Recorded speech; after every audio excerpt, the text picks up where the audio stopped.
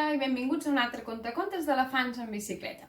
Avui expliquem Una nena maleducada o la Lucrècia Cram amansida, de l'autora Babette Cole.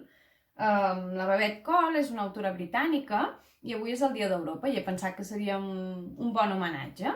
És una autora que a mi m'agrada molt i en concret aquest conte és molt divertit, ja ho veureu. Comencem. Diu així. La Lucrècia Cram era un petit monstre incivilitzat. Tenia uns costums d'allò més desagradables, com ara fer rots, fer pets, escopir... Insultava els seus pares a tota hora, clavava cops de peu i es posava a xisclar si no podia sortir-se per seva.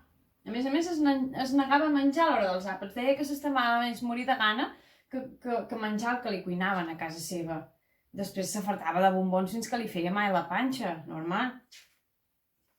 Robava coses als bebès, estirava trenes de les nenes petites i el pitjor de tot era que els seus companys d'escola van començar a imitar-la. Pensaven que era superguai això de ser igual que la Lucrècia Cram, que és un petit monstre igual que ella.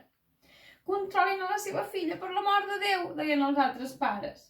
Per sort, el senyor Cram era un científic sonat i va posar fil a l'agulla. Va pensar i li va idear uns quants invents.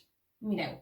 Li va fer el vestit inhalador de pets, l'empassador de rots, el tub bloquejador de plors i de cops de peu, el jersei a prova de lladres, la nina de les trenes ruixadores, un sabó neteja llengües, un gelat de cobre escopidor i fins i tot una gàbia pacificadora per a l'escola.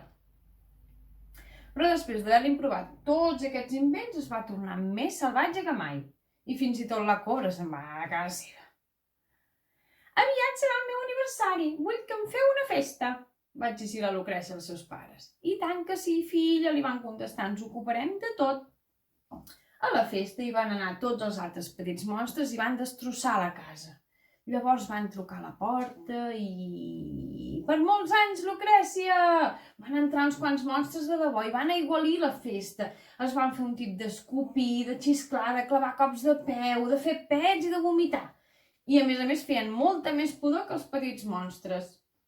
La Lucrècia i els seus amics estaven espantadíssims. Qui són? Qui són? Va dir la Lucrècia molt esporuguida. Doncs aquí on els veus, van dir els seus pares. Abans també eren uns nens. El que passa que es van convertir en monstres perquè van créixer fent les mateixes coses que ara feu vosaltres. Quan els monstres van haver acabat tot el menjar de la festa, se'n van anar i se'n van endur tots els regals que li havien donat a la Lucrècia.